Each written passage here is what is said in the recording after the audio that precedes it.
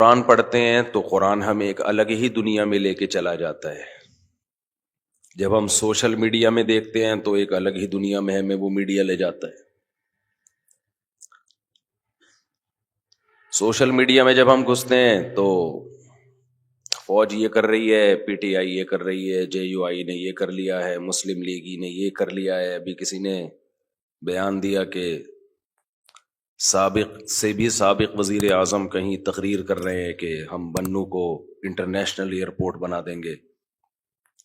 تو لوگوں نے دکھایا کہ بھئی چار پائیاں اڑ اڑ کے پوری دنیا میں جا رہی ہیں، یعنی جہاز کی ضرورت ہی نہیں ہے. ایسا انٹرنیشنل بنا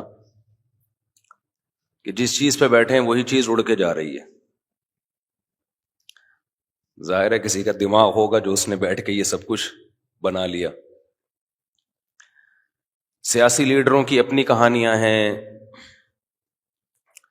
اللہ تعالیٰ جو بات کرتے ہیں وہ بالکل الگ ہے کہ اس جنجال میں پھنس کے اپنے رب کو نہ بھول جانا. جب تم اس یہاں پھنسو گے نا تو سب سے پہلے غافل کس سے ہوگے؟ اللہ سے، اور ہو چکے ہیں غافل. اللہ سے غافل ہونے کا ایک نقصان یہ ہوتا ہے کہ کسی بھی چیز میں بیلنس نہیں ہوتا، عدل نہیں رہتا. تو ہمیں کیا کرنا ہے بھائی؟ ہم نے کسی لیڈر کا نہ کلمہ پڑھا ہے، نہ کوئی ہمارا باپ ہے، نہ کوئی ہمارا ماموں ہے، نہ کوئی ہماری خالہ ہے، نہ کوئی ہماری پھپھو ہے. تو بہت آگے بڑھنے کی کوشش کسی کی بھی مخالفت میں، کسی ادارے کی مخالفت میں بھی سارے الزام اس ادارے پہ نہ ڈالیں، جتنا ہے اتنا ڈالیں.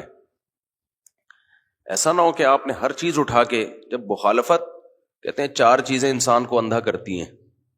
ایک انسان عقیدت میں اندھا ہو جاتا ہے. جب کسی کی ایک دفعہ عقیدت دل میں بیٹھ جائے تو بس پھر وہ اس کے خلاف سننا گوارا نہیں کرتا. سیاسی لیڈروں میں ہمارے ساتھ یہ بھی ہوتا ہے. ہم نے جب کسی لیڈر کو ایسا بڑا بنا لیا کہ اس کی عقیدت میں ہم اندھے ہو گئے، اب اس کے خلاف چاہے وہ 2 اور 2 4 کی طرح بھی کوئی ثبوت پیش کرے نا، نہیں سنتے لوگ. تجربہ ہے، مشاہدہ ہے، کہتے ہیں نہیں، گھماتے رہیں گے گھماتے رہیں گے. اس کو کہتے ہیں عقیدت میں اندھا ہو جانا. ایک انسان اندھا ہوتا ہے عشق میں. کس میں اندھا ہو جاتا ہے؟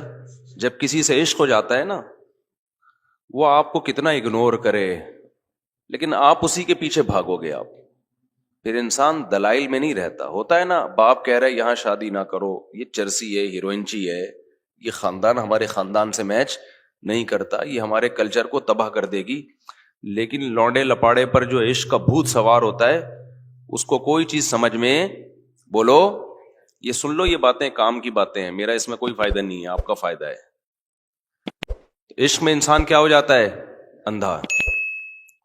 میں نے دیکھے ہیں ایسے لوگ، عشق ہوا، لڑکی لڑکے کے ساتھ بھاگ گئی، بعد میں زندگی برباد کر دی اس لڑکے نے. سب سمجھا رہے تھے یہ لڑکا ٹھیک نہیں ہے، نہیں جی عشق کے بھوت میں کیا ہو گئے، اسٹائل پہ مرتی تھی، برباد کر دی زندگی اپنی. 2 4 بچوں کے بعد اس نے چھوڑ دیا اپنا، کہیں کی بھی نہ باپ رکھنے کے لیے تیار ہے نہ سوسائٹی رکھنے کے لیے، دھکے کھا رہی ہے، کوئی شادی بھی نہیں کرتا. تو عشق میں بھی انسان اندھا ہو جاتا ہے. تیسری چیز جس میں انسان یہ خوب سمجھ لو میرے بھائی، اللہ کرے یہ دماغ میں، یہ کھوپڑی میں یہ باتیں اچھی طرح سے بیٹھ جائیں. آج کل بھی سیاسی حالات میں یہی ہو رہا ہے، کوئی کسی کے خلاف سننے کو تیار، اپنے لیڈر کے خلاف ایک لفظ سننے کو تیار نہیں ہے، اور دوسرے کی تعریف میں ایک لفظ سننے کو تیار نہیں ہے. یہ سیاسی لیڈر اتنے نیک نہیں ہوتے جتنا ہم سمجھ رہے ہیں. کوئی بھی نہیں ہوتا، یہ سب اپنے سیاسی مفاد میں پینترے بدلتے ہیں. تو پہلی چیز جس میں انسان پاگل ہو جاتا ہے وہ کیا کہلاتی ہے؟ عقیدت. دوسری چیز جس میں انسان پاگل ہو جاتا ہے، ہوئی بھی یہ قوم، وہ ہے عشق. عشق بھی لیڈروں سے بھی عشق ہوتا ہے، پتہ ہے آپ کو؟ کسی کی پرسنالٹی میں مر جاتا ہے انسان، یہ بھی عشق کی ایک قسم ہے. کسی کے جناب وہ تقریر پہ مر جاتا ہے انسان، یہ بھی عشق کی ایک قسم ہے.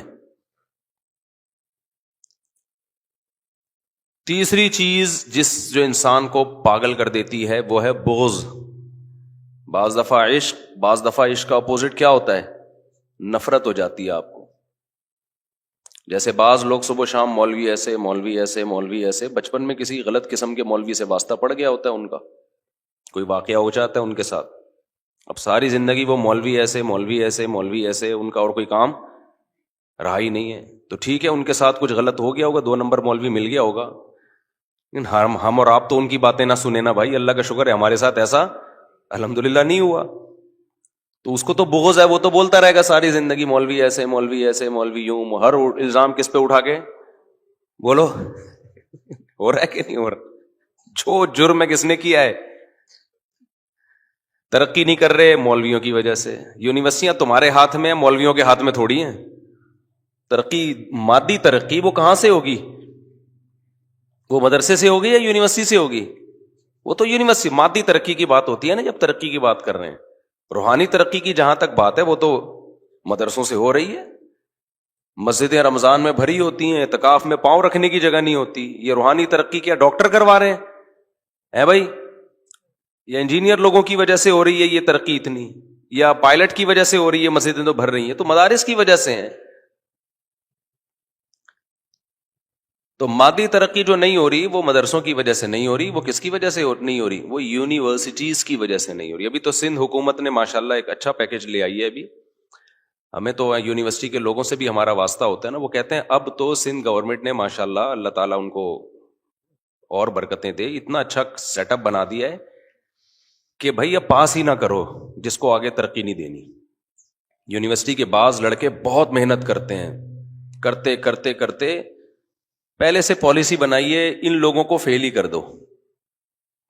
ورنہ یہ ہوتا ہے یہ پاس ہوتے ہیں A+ سے پاس ہو گئے تو پھر سیٹ میں ان کا نمبر ہے تو پھر ہم اپنے آدمی گھسیڑنا ہے تو اس کو ہٹانا مشکل ہوتا ہے. شروع سے ہی پیچھے رکھو. قصہ ہی مکا دیا الحمدللہ. تو یہ کیا مولوی لوگ کر رہے ہیں یہ ہے بھائی؟ مدرسوں میں بھی بعض دفعہ واقعات ہو جاتے ہیں لڑکوں سے بدفعلی کے، اللہ بچائے. بعض دفعہ ہو سکتا ہے واقعہ کوئی 2 غلطی آدمی داخل ہو گئے، لڑکے غلطی داخل ہو گئے تو کیا 24 گھنٹے تو کوئی فرشتہ نہیں بٹھا کے رکھے گا نا ان کے اوپر. لیکن یونیورسٹیوں میں یہ واقعات مدرسوں سے زیادہ ہوتے ہیں. لیکن آپ نے دیکھا ان لوگوں نے کبھی یونیورسٹیوں کے خلاف کلپ بنایا، یونیورسٹیوں میں اپنے بچوں کو مت بھیجو، یونیورسٹیاں ایسی ہوتی ہیں؟ نہ. تو یہ ہے بغض. اٹ از کالڈ بغض. یہ مذہبی اسکالرز میں بھی ہوتا ہے، فرقوں میں بھی ہوتا ہے.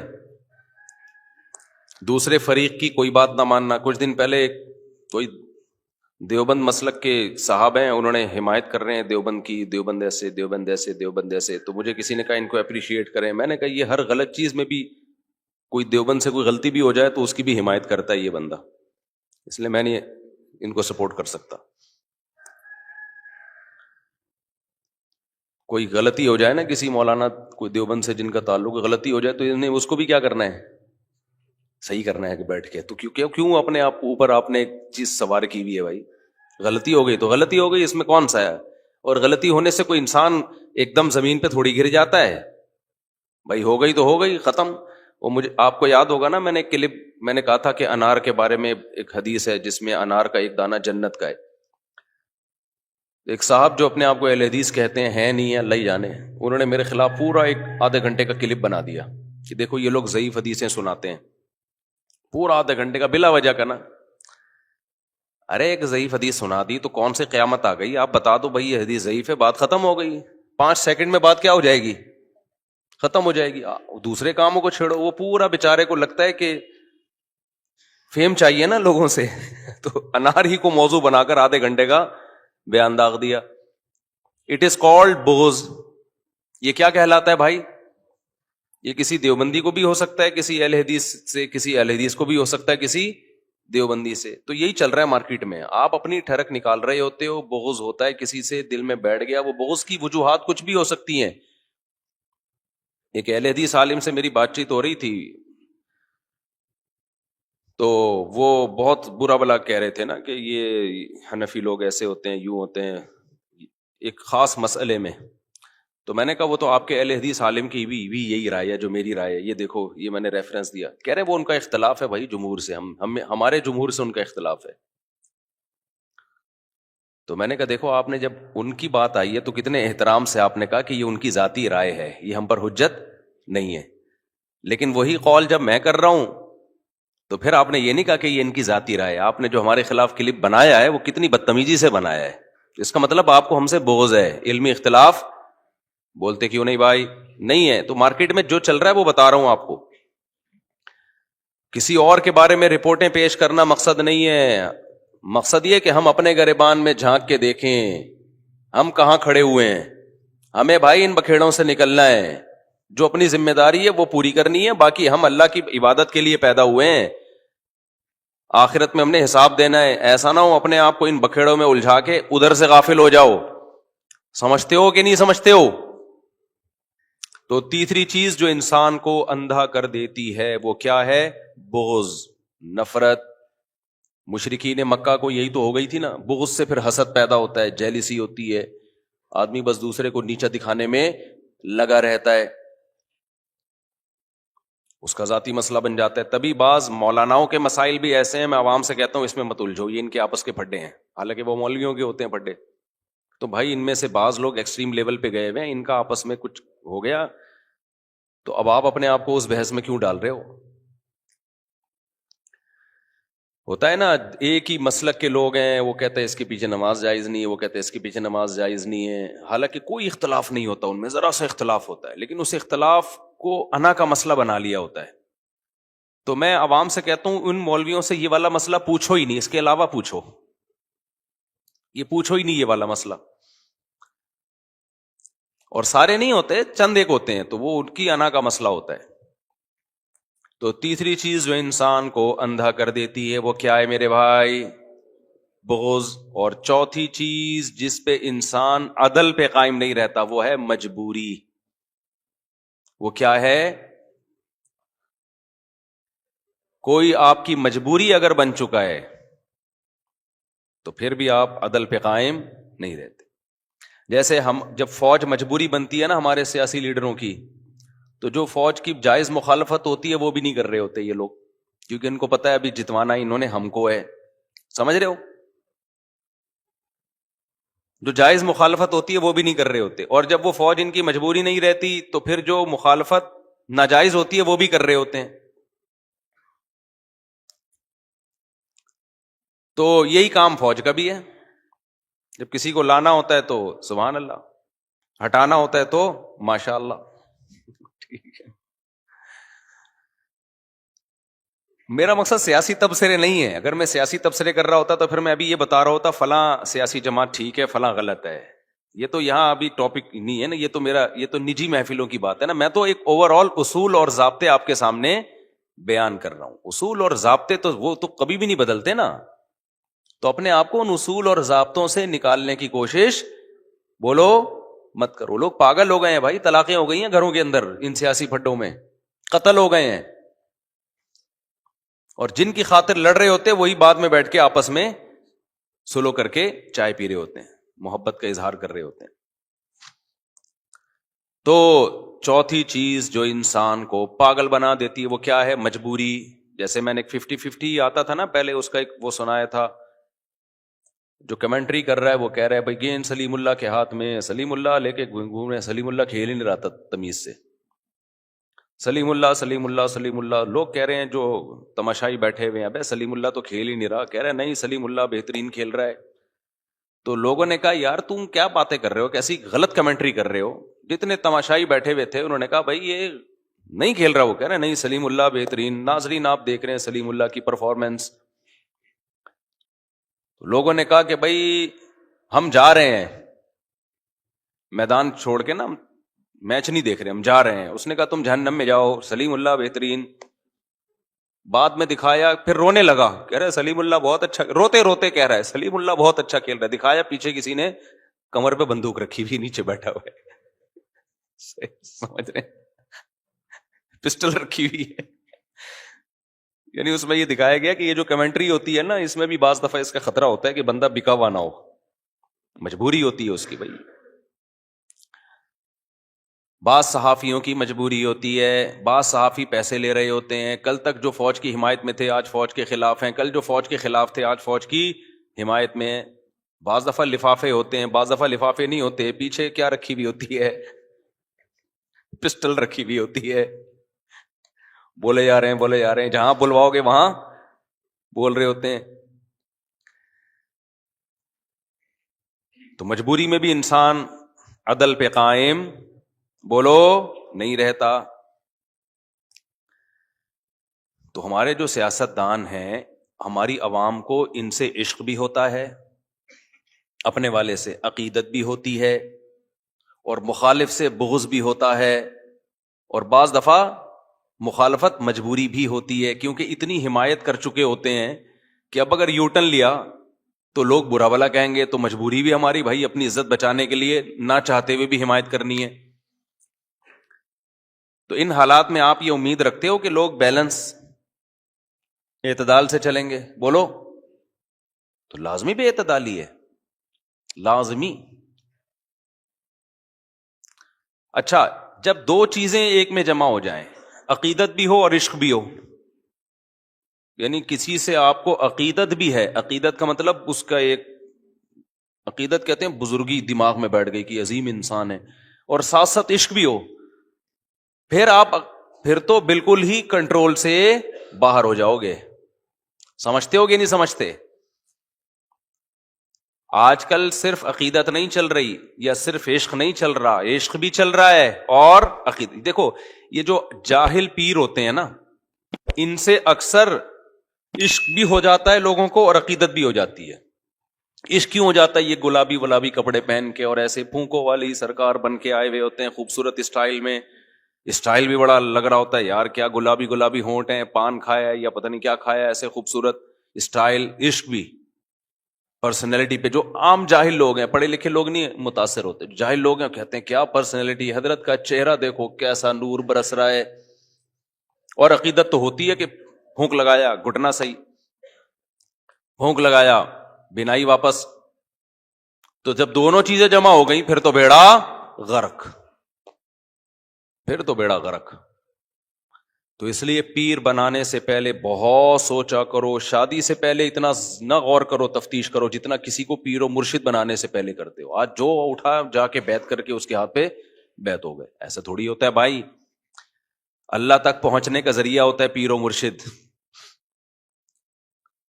وہ آپ کو اللہ سے ملاتا ہے نا، کیونکہ وہ باتیں ایسی بتاتا ہے جن پر عمل کرنے سے آپ کے دل میں اللہ کی محبت پیدا ہوتی ہے. تو جس کو اللہ تک پہنچنے کا ذریعہ بنا رہے ہو، اس کی سلیکشن تو بہت ہی خاندانی طریقے سے ہونی چاہیے، ورنہ وہ اللہ سے دور کر دے گا آپ کو، جیسے کہ جاہل پیروں نے لوگوں کو اللہ سے دور کر دیا.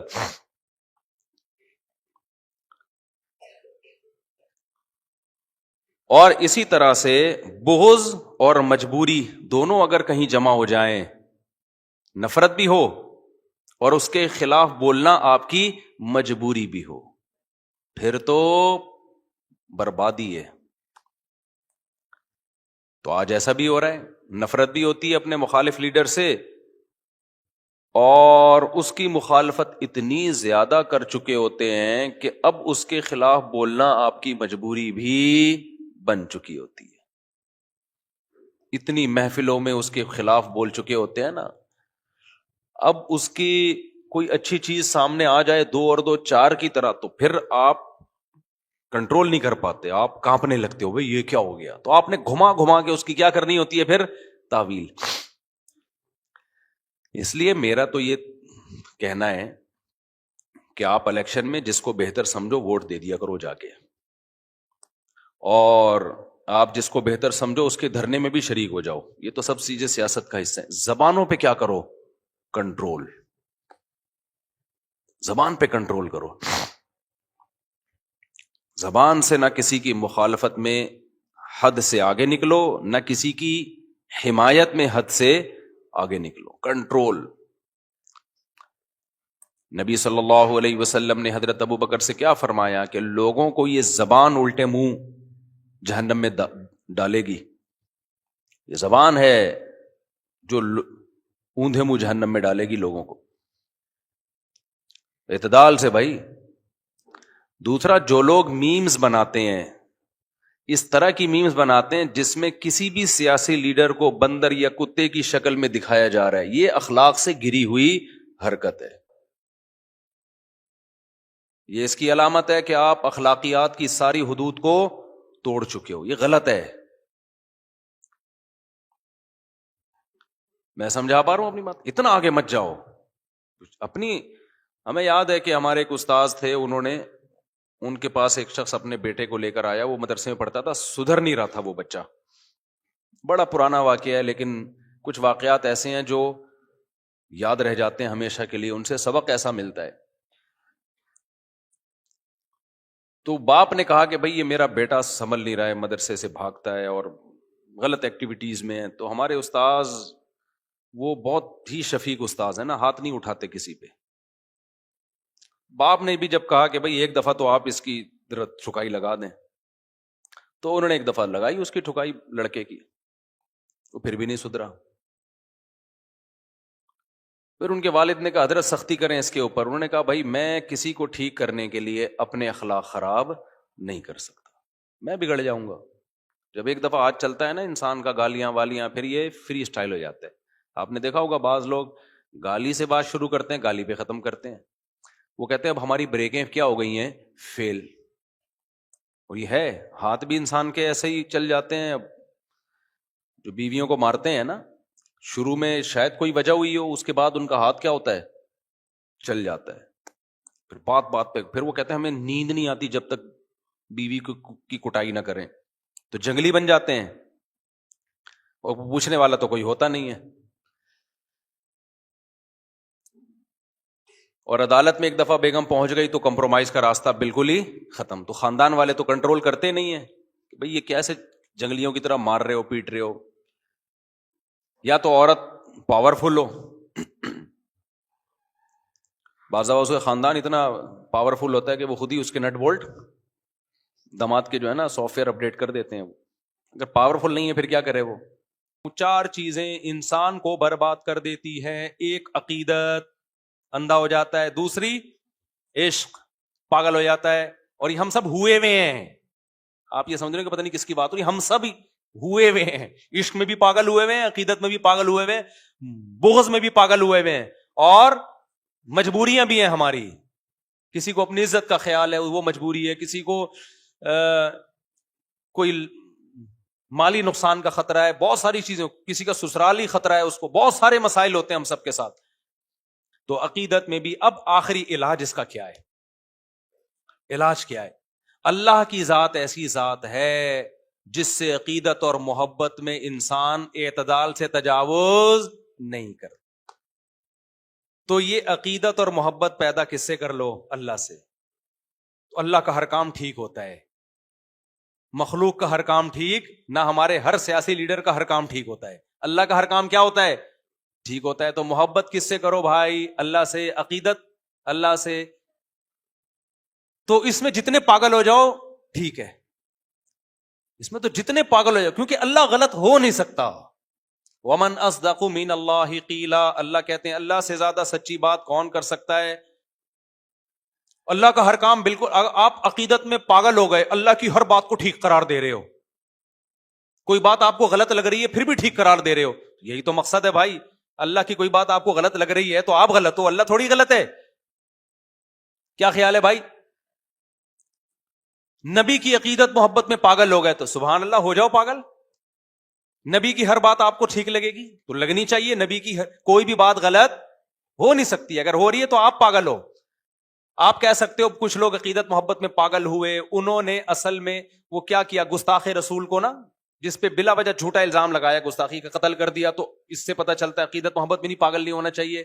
بھائی جان, یہ عقیدت محبت میں انہوں نے وہ والی عقیدت اختیار کی ہے یا وہ والی محبت اختیار کی ہے جو شریعت میں مطلوب نہیں ہے. شریعت اس محبت کو مانتی ہے جو اطاعت سکھاتی ہے. آپ کا محبوب آپ کا کو کہہ رہا ہے یہ کام کرو, آپ عقیدت میں پاگل ہو گئے, نہیں کر رہے, تو یہ پاگل تھوڑی ہے.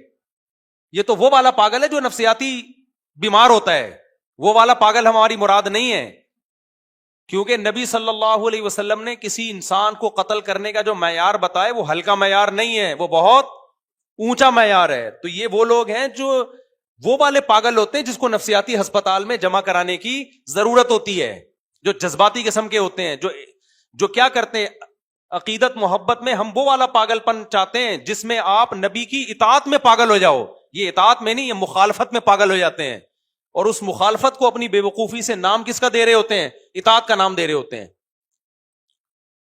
اس کی مثال ایسے جیسے کوئی شخص جو ہے وہ نبی صلی اللہ علیہ وسلم کی محبت میں پاگل ہو گیا اور نمازیں چھوڑنا شروع کر دے، تو ہم کہیں گے بھائی تو وہ والا پاگل ہو گیا ہے جس میں ڈاکٹر سے علاج کی ضرورت ہے، ہم وہ والا پاگل ہے جس میں اطاعت، جس میں آپ کی مرضی کے خلاف ہو یا آپ کی مرضی کے مطابق ہو، لیکن آپ نے ہر صورت میں اطاعت کرنی ہے۔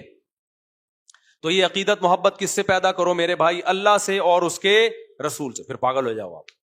پاگل ہونے کا مطلب بھی بتا دوں، وہی مطلب ہے کہ پھر جو جو آرڈر کہا جا رہا ہے آپ نے وہ کرنا ہے۔